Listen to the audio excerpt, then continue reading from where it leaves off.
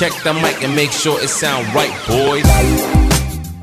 आप सुन रहे हैं My Topics Let's Free with the boy on that mobile. So hi guys, this is Pulkit. Welcome to my show जिसका नाम है My Topics Let's Free. So guys, आज का दिन बहुत अच्छा है because आज बारिश हो रही है. Yes, अच्छा ही है क्योंकि हम दिल्ली वाले तो जितने भी नॉर्थ इंडियंस हैं उन सबको पता है कि ये कैसी फीलिंग होती है अंदर बैठना बिना धूप के, वो भी विंटर सीजन में. या इट्स ओके. तो आगे बढ़ते हैं. तो गाइस, ये मेरा पॉडकास्ट करने का मकसद यही होता है, जितने भी वहाँ पे जो मेरे सुनने वाले हैं, जो मुझे देख रहे हैं, वो थोड़ा सा इंस्पायर हो जाए और अपनी लाइफ में कुछ इंटरेस्टिंग करना शुरू कर दे, ताकि आप भी एक दिन मेरी तरह यहाँ पे पॉडकास्ट करना शुरू कर दें. तो गाइस, आज की बहुत अमेजिंग पर्सनालिटी मेरे साथ हैं, जिनका नाम है एकता बहन. एकता एक पैरालंपिक प्लेयर है. मैं उनकी स्टोरी थोड़ी सी बताया तो वो एक पैरालंपिक प्लेयर है. She is a national awardee. She is government servant और वो जॉब करती हैं. एंड वो अभी रिसेंटली लास्ट ईयर ही 2020 पैरालंपिक जापान खेल कर आई हैं. And this is really a proud moment for all of us. तो आज हम उनसे बात करेंगे मेंटल हेल्थ पर. यस, मेरा टॉपिक मेंटल हेल्थ है, तो हम आज उनसे बात करेंगे मेंटल हेल्थ पर. तो I think he is the best person to explain about the mental health. So guys, please welcome Ekta Bhayan. Hi Ekta, how are you? Hello Pulkit, good morning. I am good. आप कैसे हैं? I'm perfect. I'm fit and fine. Thank you so much for asking, and thank you so much for accepting my invitation and coming और अपना valuable time देने के लिए. Thank you so much. So thank you so much Pulkit for inviting me here. Thank you. And I'm also feeling very excited to share my story with you on your platform. Thank you so much. Ekta, how was your surgery? I heard आप surgery के लिए गई थी अभी पीछे, आप बता भी रही थी. How are you feeling now? कैसे हो आप? Perfect. I'm doing well. It was a minor spine surgery. Okay. And I made the best use of time before pandemic spread होने से पहले मेरी सिटी में मैंने ये सर्जरी करवा ली and I'm doing perfectly fine now. Okay. Good. I hope आपको और ज्यादा ऐसे पेन ना सहना पड़े. मतलब now fine now, I think. Okay, so Ekta, please allow me. I'm going to ask you some questions. Please allow me. ज़्यादा नहीं. Yeah, please go ahead. Okay, so Ekta, being a Paralympic player, कैसा लग रहा है? And वो experience कैसा था? And कितना mentally स्ट्रेसिंग था वो टाइम? मतलब कुछ हमारे साथ शेयर करो वो स्टोरी. देखो पुलकित, जो पैरालंपिक्स है या ओलंपिक्स है, पैरालंपिक्स वो गेम्स होते हैं जो पर्सन्स विद डिसेबिलिटीज के लिए स्पेशल डिजाइन किए गए हैं और उन द्वारा खेले जाते हैं. तो पैरालंपिक तो एक सबसे बड़ा स्पोर्ट्स इवेंट है पूरे वर्ल्ड में. और वहां पे जाके अपनी कंट्री को रिप्रेजेंट करने का मौका मिला. और उस मेहनत के बाद जब आप 4-5 साल की मेहनत कर रहे हो, उसके बाद वो आपको मौका मिलता है, तो वो अपने आप में एक बड़ा प्राउड मोमेंट भी है. और आप यू फील गुड ऑल्सो कि भाई आपकी जो मेहनत रही पिछले 4 साल की, 5 साल की कहूंगी मैं, क्योंकि 2020 में होने थे Paralympics, but due to pandemic it got postponed for an year. तो आप 5 साल से मेहनत कर रहे थे और फिर आपको रिप्रेजेंट करने का मौका मिला, तो वो एक एक्साइटमेंट भी थी, सेटिस्फेक्शन भी थी. और जहां तक फिर स्ट्रेस लेवल की बात है, देखो थोड़ा नर्वसनेस तो रहता है. एक तो 2020 ऐसा साल रहा क्योंकि बहुत ही कंफ्यूजन रहा था शुरू में, तो कि गेम्स होंगे या नहीं होंगे, और सारी ट्रेनिंग हमें घर पे बैठ के करनी पड़ रही थी. Being person with disability, I was among the high risk group, तो सारी चीजें घर पे रह के मैनेज करनी थी ट्रेनिंग की. और फिर भी डाउट था, पता नहीं गेम्स होंगे नहीं होंगे, पर फॉर्चुनेटली गेम हुए और देश को रिप्रेजेंट करने का मौका मिला. तो it was a proud moment. और 2 फ्रंट पे मैं बात करना चाहूंगी. एक तो जब आपकी खुद से भी बहुत एक्सपेक्टेशन रहती है कि जब मैं 4 साल से मेहनत कर रही हूँ जिस गेम के लिए, तो मेरी खुद की भी बहुत एक्सपेक्टेशन थी कि जितना मैंने मेहनत किया है तो मैं उस पे खरी उतर पाऊं. और ज्यादा इंपॉर्टेंट मेरे लिए वो रहा कि भाई जो मैंने मेहनत की है और उसके हिसाब से मेरी परफॉर्मेंस हो जाए, तो मेरे लिए दैट इज रिवार्डिंग. और apart from that, yes, we are having expectations from the society, from the people who are supporting you, and जो लोग आपके साथ इतना हर सिटी में खड़े रहे हैं आपके इस मौके के लिए, तो उनकी भी एक्सपेक्टेशंस बनती हैं. But above all your peace of mind, your calmness is very important. Hmm, ऐसा नहीं हो कि उनकी एक्सपेक्टेशंस को सोच सोच के we have to burden ourselves. Still in that situation to we need to stay calm, and उस कामनेस में with a certain level of excitement performance best रहता है. क्योंकि ना ही ओवर स्ट्रेस रहे, ना ही आप ओवर काम रहो. एक you have to strike the right balance between your preparedness and between your calmness. आप थोड़ा excited होके with calmness अपना best कीजिए. Absolutely. एकता में आगे बढ़ने से पहले एक मेरा ये माइंड में प्रश्न पॉप अप हुआ है अभी भी रिसेंटली आपसे बात करते हुए. when उस टाइम पर जब आप when you were playing, जब आपका टाइम आया, जब आपको जब वो डिस्क थ्रो करनी थी, उस टाइम पे कैसा फील हो रहा था? मतलब क्या था? मतलब कुछ था, एक्साइटमेंट थी, क्या था? इट्स ओके वो आपसे नहीं हुआ या किसी रीजन से वो रह गया, बट हाउ वाज दैट? मतलब क्या था उस वक्त कुछ माइंड में? बिल्कुल, मैं आपको उस स्टेट ऑफ माइंड में और उस क्लाइमेट में मैं लेके जाना चाहूंगी, उस कंट्री तक लेके जाना चाहूंगी. बिल्कुल. देखिए, उस टाइम पेंडेमिक था तो still lot of restrictions were there. मतलब हमें सीधा सिर्फ अपने स्पोर्ट्स विलेज से स्टेडियम जाना था, स्टेडियम से स्पोर्ट्स विलेज जाना था. We were not allowed to step out of that. और एक हमें प्रोटोकॉल भी मेंटेन करना था, सभी जो 6 फीट डिस्टेंस था, ये सब. और बेस्ट पार्ट ये था कि वहाँ के volunteers were very cooperative. Atmosphere में मतलब इतना एक एंथुजियाज्म था, people were so cooperative and supportive. सब कुछ एक्सेसिबिलिटी बहुत बढ़िया से थी. और फिर जब हम स्टेडियम गए तो मौसम चेंज होने लगा था. बहुत ज्यादा मैंने देखा था, mild raining. I saw that कि बहुत लोगों को वहाँ पे प्रॉब्लम हुई थी, बहुत ज्यादा. कितने लोगों ने अपना तो बेस्ट प्लेयर भी वहाँ पे फिसल रहा था. I thought Right. I don't know, maybe some kind of, मेरे को नाम नहीं पता उसका. I think शायद ये डिस्क थ्रो में they were throwing that thing, और उनका पैर भी फिसल जा रहा था. ओलंपिक में देखा था शायद मैंने. एबल बॉडीड स्पोर्ट्स में, ओलंपिक्स में, यस, विद आवर प्लेयर, जो हमारे डिस्कस के प्लेयर्स थे उनके साथ. तो जैसे हम ग्राउंड पे जाने लगे तो बारिश हो रही थी, एंड आई वाज प्रेइंग कि ये रुक जाए. बट कुछ समय के बाद वो फिर से स्टार्ट होगी, रुकी, बट फिर भी स्टार्ट वो दोबारा से हो गई. स्टेडियम में घुस गए थे तो बहुत अच्छा लग रहा था, बहुत एनर्जेटिक लग रहा था. इतना बड़ा स्टेडियम था, इतने world class players were competing in different categories and different games, and to witness their performance is really it gives you goosebumps. मतलब बहुत अच्छे से वो बेस्ट परफॉर्म कर रहे थे. फिर हमारा टर्न आया, और जब टर्न आता है तो यस, nervousness was there कि बारिश रुक जाए, but destiny has some plan of its own, but due to rain or things were not that favorable for me, तो परफॉर्मेंस मेरा इतना अच्छा नहीं गया. और दो आई डिड माय बेस्ट, मतलब उस situation you did your best नहीं किया. आपसे किसी को कोई शिकायत नहीं है. You did your best. You had your time. आपके पास सब कुछ, अब क्या होना है क्या नहीं ये तो किसी को नहीं पता होता, but you did your best. All I have to say. लेकिन अगर मैं मेरी बात वैसे भी करूं, जो the kind of personality I have, उसमें मुझे सबसे ज्यादा मेरे फ्रंट पे मुझे इम्पोर्टेंट ये लगता है कि जो मैंने मेहनत की है, आई must be satisfied with that. It was not about that day only.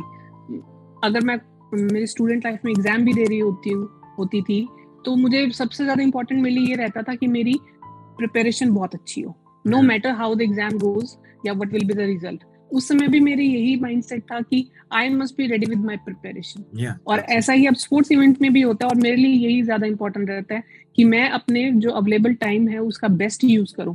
वो टाइम मैं वेस्ट ना करूं. Every moment is very important for me. I need to make the best use of every moment. और मैंने वो किया मेरी preparation में. It gives me the satisfaction कि yes, I did my best in the past 4 years and I did whatever I could do in the day of event also. So ekta like that gives me a sense of satisfaction. Yeah, nice. So ekta like थोड़ा सा मैं आपको पीछे लेके जाना चाहूंगा.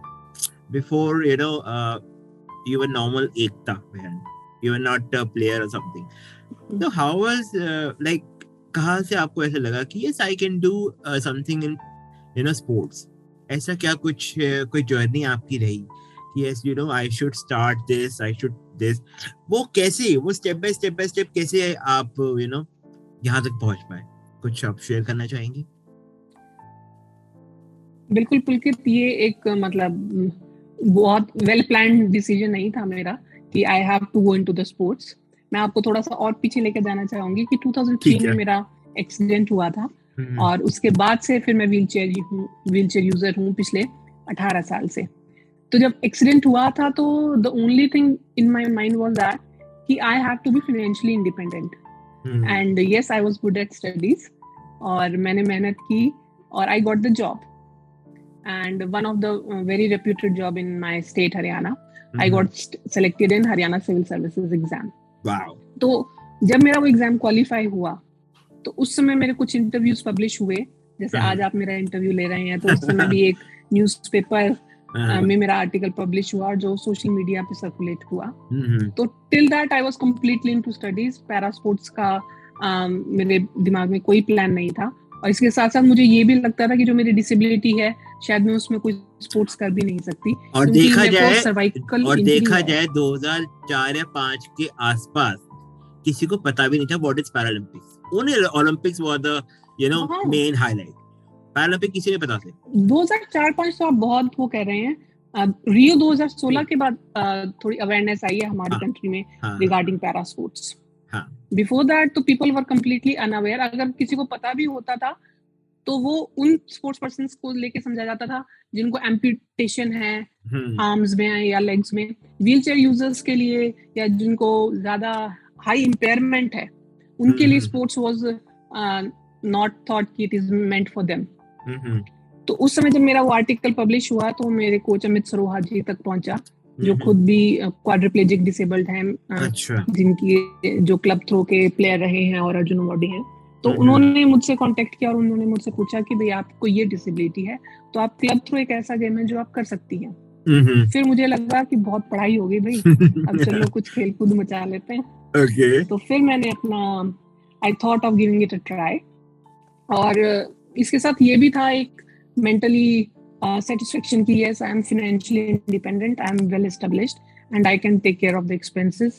तो दिमाग में वो नहीं था कि कोई burden job वाला। financially I was stable so I could think of giving it a shot। तो एक था like mental health की पे बात करूँ मैं आपसे, लाइफ में कोई ऐसा मोमेंट जो आपको लगा कि I am very low, कि just I'm just about to collapse, ऐसा कभी आपको लगा? बिकॉज हमारे यहाँ पे आई थिंक बहुत अवेयरनेस नहीं है मेंटल हेल्थ पे, तो उस टाइम पे आपको कभी ऐसा लगा कि आई वाज वेरी लो कि मैं तो बस अब गिरने ही वाली हूँ, अब कुछ कोई ऐसी कुछ आए और जो मुझे उठा के खड़ा कर दे, समथिंग लाइक दैट? ऐसा कभी लाइफ में आपको ऐसा लगा कि कुछ है दैट पुल मी आउट? देखिए वैसे तो highs and lows is the part of life, everybody's life. Expecting life a bed of roses is not possible, is not a real picture. So basically world is not a wish granting factory, तो मैं ये कहना चाहूँगा। हाँ, तो challenges आएंगे और उनको overcome भी करना पड़ेगा। और समय अगर मैं 2003 की बात करूँ जब मेरा एक्सीडेंट हुआ तो I was completely a different person, 18 years old I was at that time। तो एक जिंदगी बड़ी वो थी कि चलते दौड़ते नाचते बच्चे थे और सडनली स्पाइनल कॉर्ड इंजरी हुई और गर्दन से नीचे का हिस्सा पैरालाइज्ड हुआ, अपर आर्म्स लोअर आर्म्स में पैरालिसिस हुआ। तो वो टाइम बहुत टफ था मेरे लिए भी, मेरी फैमिली के लिए भी बहुत टफ था। और कोई भी स्थिति अगर आती है ऐसी जो आपको लगती है कि you are not ready for that, obviously बहुत से इंसिडेंट्स अनप्रेडिक्टेबल रहते हैं और बहुत, अगर जैसे एक्सीडेंट जैसी बात की जाए तो वो अनप्रेडिक्टेबल तो है ही है, उसके साथ साथ उनकी इंटेंसिटी भी बहुत हाई है। मतलब it takes a toll on your physical health, mental health, financially it is very demanding, socially it is also very isolating, so it is having a multi-dimensional role कुछ भी अगर चैलेंज आता है तो। और इन सब के साथ अगर ओवरकम करना है तो of course the right positive attitude is important. तो मैं समय आपसे बीत वही जाता वही है, वही मैं आपसे समय मेरा बदलता भी नेक्स्ट है। क्वेश्चन है आपसे, लाइक आप अपने आप को मेंटली फिट कैसे रखते हो, यू नो, जो आपको देख रहे हैं, जो यू नो स्पोर्ट्स एस्पिरेंट्स हैं, जो शायद यू नो आपको एज इंस्पिरेशन लेके आगे बढ़ना चाह रहे हो, you know, how you keep yourself fit? आप खाते अच्छा हो या आप सोचते अच्छा हो? हाउ, कैसे करते हो आप? देखो Pulkit, yes, exercise is very important. सिर्फ प्लेयर्स के लिए नहीं, हर पर्सन के लिए exercise is important. As much as you can do आपको करना चाहिए, कम ज्यादा जितना भी आप कर पाए। उससे बिल्कुल। पॉजिटिव हार्मोन्स रिलीज होते हैं आपके बॉडी में, तो it is very important to stay physically active. But सबसे इम्पोर्टेंट जो मुझे लगता है, that is having the support system of people around you, with whom you can share, with whom you can discuss every part of you, any damn thing. तो support system होना बहुत जरूरी है। सब चीजें अपने भीतर समेट के रखना is not a practical solution and it is not possible even. So having the support system either in the form of your family, your friends or therapist, whosoever you feel कि भाई yes, you can confide to that person. Support system होना बहुत जरूरी है। बहुत जरूरी। और मेरे लिए सपोर्ट सिस्टम के साथ साथ जो चीज मुझे कामनेस देती हैं, या जिसको जब चैलेंजिंग टाइम या I feel low, what I do at that point of time is writing और painting. Mainly it is about writing. I write poems, I write my experiences, so it is a great therapy. और अगर आप painting करना चाहें, किसी को music अच्छा लगता है, किसी को मूवीज देखनी अच्छी लगती हैं, entertainment is also important. But कुछ आपकी ऐसी हॉबी हो, कोई ऐसा इंटरेस्ट हो जिससे आप अपने अंदर के इमोशंस को डायरेक्टली और इनडायरेक्टली एक्सप्रेस कर पाए, तो ये बहुत ज्यादा इम्पोर्टेंट है। और अगर बीइंग अ स्पोर्ट्स पर्सन मैं बात करूं, तो we are taught some kind of exercises for mental fitness also, जिसमें हम इमेजिन करते हैं, विजुअलाइजेशन एक टेक्निक होती है, विजुअलाइजेशन करना, डीप बेली ब्रीदिंग करना, पॉजिटिव सेल्फ टॉक करना। तो कुछ एकदम से जो हम प्रैक्टिस कर सकते हैं कहीं पर भी, at any point of time, at any place. तो ये कुछ हैंडी एक्सरसाइजेस भी हैं that we can do at any point of time. Wow, so this going to help you a lot. जो यहाँ पे सुन रहे हैं, जो यहाँ पे यू नो कहीं जाना चाहते हैं अपनी लाइफ में, अपने आप को स्पोर्ट्स से देखना चाहते हैं, आई थिंक ये बहुत इंपॉर्टेंट यू नो मेरे को लगा क्वेश्चन को पूछना चाहिए एकता से। ओके एकता, मेरा सेकंड लास्ट क्वेश्चन आपसे, आपकी लाइफ का बेस्ट मोमेंट अभी तक का, you know, you are like, आपको लगा कि यस अब इसके अलावा तो मैं क्या ही करूंगी अब लाइफ में, बट यस, कभी इंसान को रुकना नहीं चाहिए, बट स्टिल आपकी लाइफ का best moment. Best moment Pulkit रहा था मेरा 2013 में, जब मैंने Haryana civil services exam qualify किया। और वो कोई ऐसा एग्जाम नहीं था कि मैंने फर्स्ट शॉट में सब कुछ कर दिया। मैंने 2009 के बाद से 2013 तक 5-6 साल मैंने इतने फॉर्म्स भरे थे जॉब के लिए, ये एग्जाम, वो एग्जाम, ये form, state government, Haryana government में 1 नंबर से रह गई थी, मैं 2 नंबर से रह गई थी, मतलब बहुत फेलियर्स फेस किए थे। But still somewhere in my mind I was sure कि मुझे जॉब लेनी है and I will keep on trying. तो वो एग्जाम जब क्वालिफाई हुआ, तो yes, my hard work paid off, no doubt. But उसके साथ साथ जो एक सोसाइटी में परसेप्शन चेंज हुई towards me and my disability, that was a completely new image for me. मतलब I could see people were completely change towards me, क्योंकि अब तक ऐसा माना जा रहा था, जब मैंने एडमिशन भी लिया था स्कूल में मेरे एक्सीडेंट के बाद, कॉलेज में सॉरी, तो लोग कहते थे कि पढ़ के क्या करेगी, इसको कौन जॉब देगा। और फिर वो एग्जाम क्वालिफाई करना, तो मुझे जो किसी ने इमेजिन नहीं किया था, तो वो मोमेंट बहुत क्लोज था। जिसके लिए मैं मेहनत कर रही थी, मुझे वो भी मिला, और ऐसी एक धारणा भी बदली जो मैंने सोची नहीं थी समाज में। तो like that moment is very close to my heart. I think ये क्वेश्चन मुझे पूछना चाहिए, नहीं, आई थिंक मेरे को पूछना चाहिए, बिकॉज ये भी हमारी मेंटल हेल्थ पे काफी असर डालता है।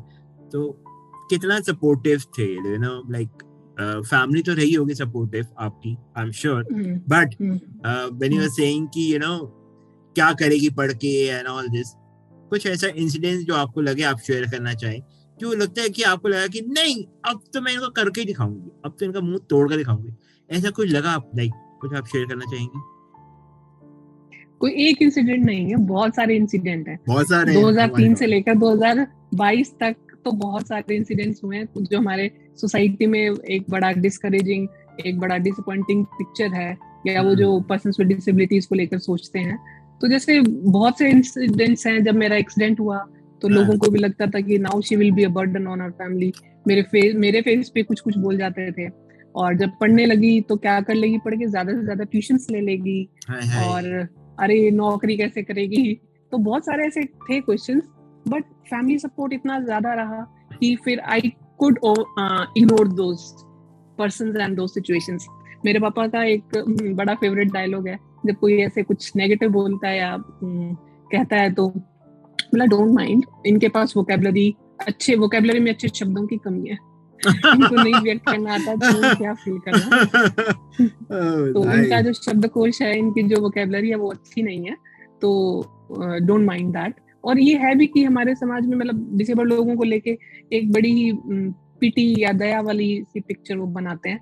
तो उनकी इंटेंशंस ऐसी होती हैं कि भाई दे वांट टू नो या they want to sympathize, but their expression जो हमें थोड़ा सा डिस्कम्फर्ट करता है। तो इन सब चीजों को यही है कि उनको इग्नोर, पहले तो थोड़ा सा फ्रस्ट्रेटिंग लगता था, बट समय के साथ मुझे हंसी आने लगी है उनकी बातों पे। तो जैसे अगर मैं कहीं जाती हूँ तो व्हील चेयर पे देख के लोग यूं भी सोचते हैं, पेरेंट्स से पूछते हैं दिमाग काम कर रहा है, बात समझ पा रही है जो हम बात कर रहे हैं। तो being a wheelchair user, they think it is not only about the physical disability but also the intellectual disability. So the things are changing, but still we need to work more to change the perception of disabled persons in our society and in our country. तो मैं आपसे काफी चीजों से relate कर सकता हूँ, you know, जो आपने भी मेरे को बताया, अपना एपिसोड बताया। हर किसी का एक्सपीरियंस सेम है, हर किसी का एक्सपीरियंस सेम है। मतलब ऐसी मैं तो हर किसी की स्टोरी बहुत एनकरेजिंग है। मेरे को भी ऐसे लोग पूछते हैं, ठीक है ये खा सकता है, रोटी खा सकता है, कर सकता है, कुछ कर रहा है लाइफ में, कुछ when I tell them I do all these things and they're like, उनका एक्सप्रेशन ऐसा, अच्छा ओ, मतलब उनकी कल्पना से कुछ ज्यादा ही ऊपर मैं कुछ कर दिया है, उनको फिर ऐसा एक्सप्रेशन आया था। ओह okay. So you must feel proud of yourself. Yes, I'm proud of myself because I'm doing so much, in my life. I'm doing podcasts, I'm doing a weekly show as an RJ, and I'm talking to you right now, ये मेरे लिए बहुत proud moment है, because मेरे को यहाँ तक मैं था, अगर मैं अपनी लाइफ स्टोरी शेयर करने बैठा तो शायद ये पॉडकास्ट 2 घंटे का हो जाएगा, बट सिर्फ मैं शॉर्ट में ये बताना चाहूंगा कि मैं एक टाइम पे था when I was zero, I was zero. I had no idea what to do. I was like, judged by the people कि यार ये क्या कर लेगा, ये कैसे कर लेगा, या क्या करेगा. बट मैं जब पीछे मुड़ के देखता हूँ ना, तो मैं अब देखता हूँ मैं अपने आप को जमीन आसमान का डिफरेंस देखता हूँ, बिकॉज मैंने अपने आप पे वर्क किया है. अगर मैं आपसे आज बात कर पा रहा हूँ तो मैंने अपनी प्रैक्टिस से किया है, because without practice I can't be a podcaster, I can't be anything, और यू कांट बी आप पैरालंपिक नहीं जा पाती जब तक आपने अभी जीत और प्रैक्टिस ना करी होती. तो आपने करी, तो वही सेम चीज मैं अपने आप के लिए कहता हूँ कि yes, I am proud of my self कि मैं यहाँ तक आया और मैं कर पाया. तो चलो, और पुलकित इसमें हम जैसे जो मेंटल हेल्थ की बात कर रहे हैं, उसमें एक जो हमें हमारा राइट थॉट प्रोसेस जो रखना चाहिए, उसमें यही बात है कि समय बदलता है और हार्ड वर्क से तो चीजें मिराकुलसली चेंज हो सकती हैं. बिल्कुल बिल्कुल. And don't bother about the society और ये सब. अगर समय चैलेंजिंग है तो वो जरूर बदलेगा, वो तो उतना ही रहेगा, but you can grow your efforts, you can grow in your hard work, and then you can surely change. अंदर से आवाज आनी शुरू हो जाती है, yes you are doing something good, आप कर रहे हो. अगर आप इतना इम्पैक्ट डाल पा रहे हो ना लोगों पे, तो that means you are doing something good. तो एक रिएक्शन सामने वाला है, वाओ अमेजिंग. मतलब अब जब मैं बोलता हूँ पॉडकास्टर, तो अब लोगों की नजरों में I get respect, something good for society. जैसा भी करो, but I am doing. Okay, before moving to the last, before क्या अभी जैसे last question only, any message to the society, कुछ इस प्लेटफॉर्म से जो आपको सुन रहे हैं, जो आपको देख रहे हैं, एनी मैसेज? मैसेज मैं 2 देना चाहूंगी. Firstly for everyone, it is my favorite quote कि life is not in our hands but living is. तो जीवन आपके हाथ में नहीं है, जीना आपके हाथ में है। जिंदगी में कुछ भी चुनौती आती है, डिफिकल्टी आती है, हार्ड टाइम्स आते हैं, तो that you can not control, but what you can control is your reaction to that, is your behavior and acceptance to that situation. So we need to focus on the controllables, what we can control, instead of uncontrollables. Second is for persons with disabilities, कि आज भी हमारी country में जो disabled लोग हैं उनका literacy rate बहुत कम है, लेस देन 40% है, फीमेल्स का और भी कम है, और उसके बाद फिर अगर एम्प्लॉयमेंट रेट की बात की जाए तो दैट इज लेस देन 15%. तो जो हमारे समाज में फिर जो धारणा बनती है कि दे आर बर्डन, तो उसकी डेप्थ तक जाइए आप कि क्यों वो बर्डन समझे जाते हैं सरकार पे या घर पे, क्योंकि उनकी लिटरेसी रेट कम है. लिटरेसी रेट कम होने का मतलब है उनको पढ़ने की अपॉर्चुनिटी नहीं दी जाती, वो घर तक सीमित रहते हैं. हमारे इंफ्रास्ट्रक्चर ऐसा नहीं है कि वो जा सके, हर कोई व्हील चेयर अफोर्ड नहीं कर सकता, आर्टिफिशियल लिम्ब अफोर्ड नहीं कर सकता, तो जिस वजह से वो अपने घर तक सीमित रहते हैं. वो दूर दराज के क्षेत्र में पढ़ने नहीं जा सकते क्योंकि buses are not disabled friendly.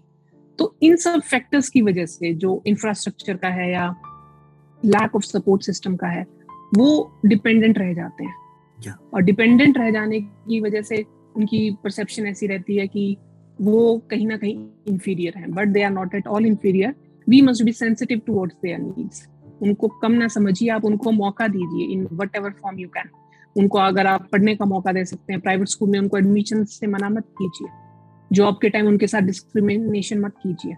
अगर वो आप तक पहुंचे हैं तो इसका मतलब वो बहुत काबिलियत रखते हैं अगर उनको मौका दिया जाए. तो we must be sensitive towards their needs and we must give opportunity in any form we can offer to them. So that means कहीं ना कहीं कमियां हैं जो मिलकर पूरी करनी होंगी. I think हाँ बिल्कुल, family support is important. Government की पॉलिसीज हैं बहुत अच्छी हैं, उनको इम्प्लीमेंट अच्छे से किया जाए.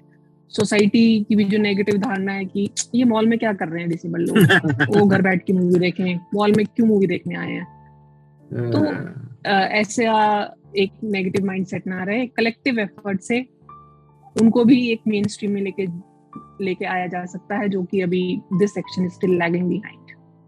Yes, as Ekta told us, time बदलता है, तो I think this will also change someday.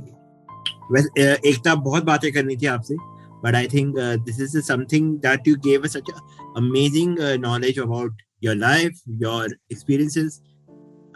उसके लिए thank you so much, you know, for coming. And कैसा लगा आपको यहाँ पे आके? How are you feeling? बहुत बढ़िया लगा, बहुत अच्छा लगा पुलकित. तुमने मतलब ऐसे क्वेश्चंस पूछे जो कि may seem very simple to people, but अगर वो एक deep thought दें तो everyone is sailing in the same boat. Everyone can relate to the challenges they are facing, the things we have discussed usse. So I felt very amazing ki I shared my story, and thank you for inviting me here. Thank you so much. Thanks so much for coming, and I hope next time जब आप Paralympic जाएं तो एक आधा, but वो gold, silver और bronze में से कोई एक आधा तो हाथ मार के आए, पक्का. पक्का. Thank you for your wishes.